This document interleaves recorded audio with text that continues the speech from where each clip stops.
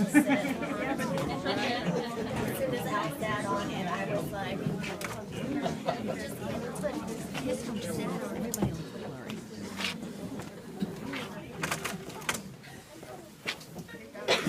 So we've come to the part of the afternoon with the kids that's talk and hopefully share a slightly different perspective. Dad was a lot of things.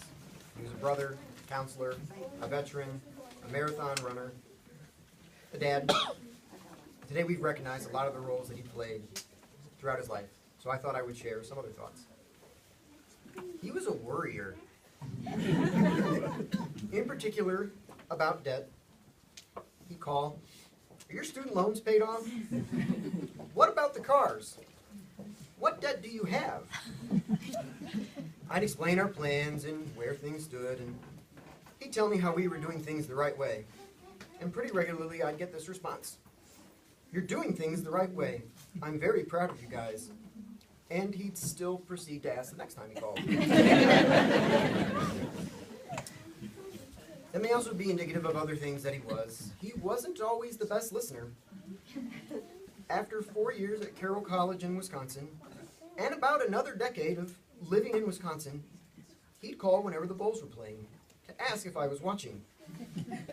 I would always tell him, "We don't get Comcast up here. It's Fox Sports North, and up here you watch the Bucks, not the Bulls." well, at least you remembered your birthday. Perhaps he didn't listen, or he may have just been in denial that anyone would watch the Bucks.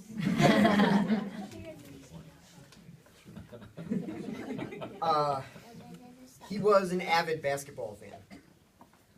He held season tickets in the front row of ISU for basketball games since Redbird Arena opened.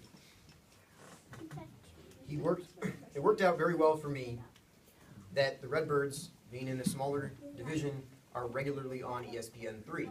So while being in Wisconsin, they are still viewable. It also worked out well for Mackenzie. It was very easy to get her to watch basketball games with me with the plug of, "Watch for Grandpa." I got to watch basketball. She got to watch for Grandpa. After the games, we call. We talk about how the game went. We get his thoughts on the coach, on the players. He was much happier in recent years than in previous years. And we'd also call if we didn't see him in his seat. Say, "Hey, where are you? We were watching and you weren't there." He was a proud grandpa. He came up right after each of the girls were born. In particular, I remember him coming up with Jenna, and we ended up deciding to head down to Ian's Pizza in downtown Madison. I recommend it if you go. Madison. And we brought back, I don't know, a pizza, because Ian's Pizza is far better than hospital food. He came up for their birthdays. He came up at other times. He came up for Eagle Days in Sauk Prairie. We did that with Mackenzie years ago. He really enjoyed that trip, and that leads me to he was a beginning birder. For those of you who are unaware, birders are weird people who you might find on the side of the road with a pair of binoculars, staring up into the sky, looking at some kind of bird. We shared a number of special moments around birding. Beyond Eagle Days, we also did the crane count at the Sugar River Wetlands in Verona. We saw hummingbirds and great crested flycatchers at Ewing Park in Bloomington. And he even had a bald eagle land in his backyard. That might have been when I was down here a few years ago after he had a different hospitalization. I think that's when that was. He didn't always know where to go. He couldn't always find the field marks to make the correct ID, or have the patience to sit still long enough. But it was something that we shared together. He was a rebel in his own ways. Hostess chocolate cupcakes for breakfast when Mom was out of town at things like ARMA conferences. I remember chocolate crunch bars for breakfast when driving down to a junior high basketball tournament in Champaign. Because, well, they were made of rice and milk. It's not that much different than the Cocoa Krispies.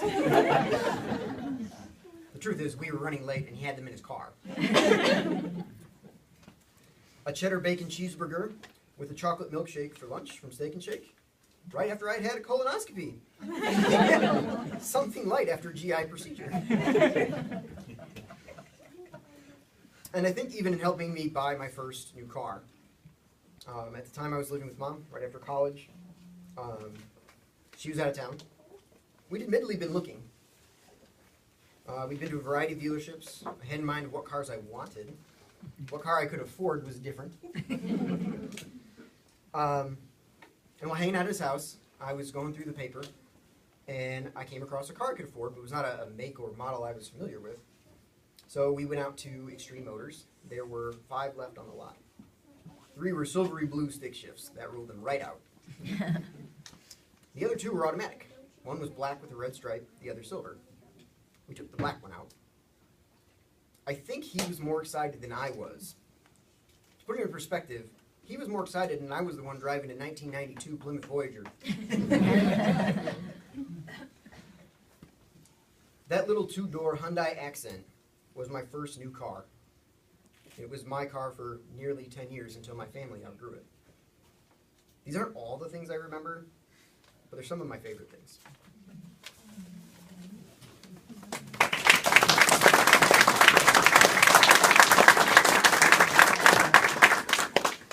So he's a little bit more formal than I am. I don't actually have anything written.